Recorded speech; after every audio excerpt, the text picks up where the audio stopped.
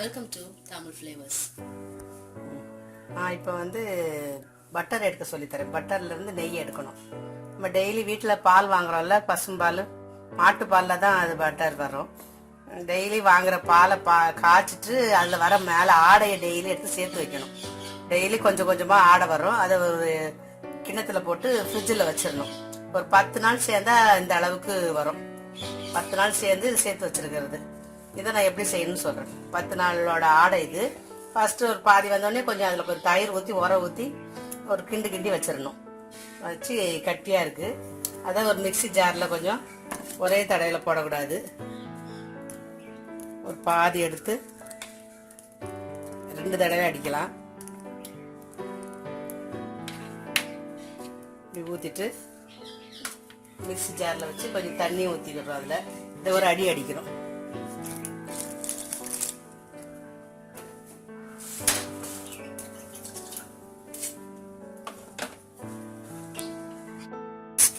மிக்சியை மூடிட்டு ஒரே ஒரு சுத்தணும்.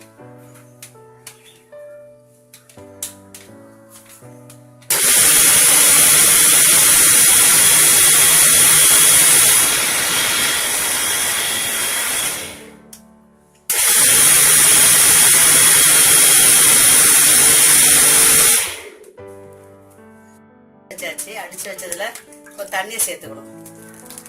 கொஞ்சம் பச்சை தண்ணியை சேர்த்து நம்ம அப்படியே கலக்கணும். கலக்கதான் வரும், பெட்டர் வரும். மேல ஆடை மாதிரி நிற்கும். அப்படியே கையை வச்சு ஆட்டி இதுதான் பட்டர். அப்படியே அந்த நம்ம அடிச்சு வச்சிருக்கிறதுல மேல பட்டர் தனியா மிதக்கும் உங்களுக்கு. இது வெண்ணெய். இது இப்படி நிறைய எடுத்து கொஞ்சம் கொஞ்சமா தண்ணி, நம்ம ஊத்துற தண்ணி அடியில் இருக்கும், மேல அப்படியே அழகா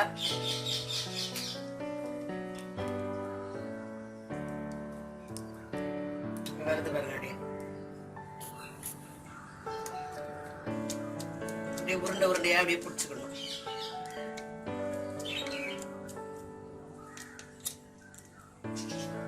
கையில ஒட்டாது. அது தண்ணி தனியா நிக்கும், பட்டர் தனியா நிக்கும்.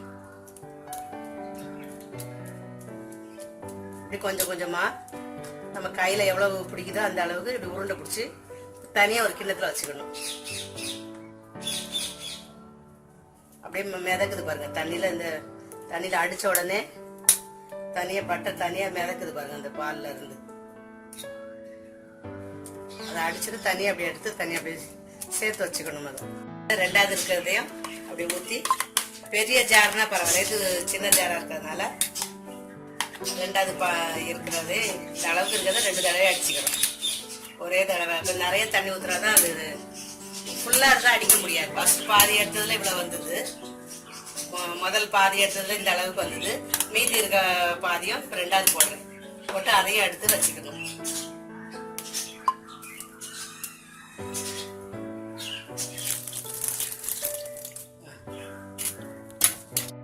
திருப்பி இதை 2வது அடிக்க போறேன். ஃபுல்லா தண்ணி ஊத்திடக்கூடாது. பாதி வரைக்கும் தான் தண்ணி ஊத்திடணும். ஜார்ல பாதி தான் இருக்கணும். அதுக்கு மேல அடிக்க சுத்தத்துக்கு இடம் வைக்கணும். ஒவ்வொரு சுத்தா சுத்திடுறோம்.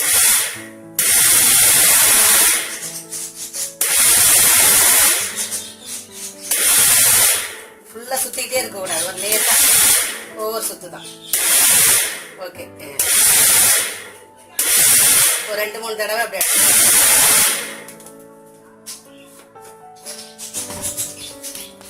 எடுத்து அடிச்சாச்சு. இப்போ திருப்பி அதுல இருந்து நமக்கு வெண்ணெய் வரும். அந்த மிக்சி ஜாரை தண்ணியை ஊற்றி குறைக்க ஊற்றியாடுறோம்.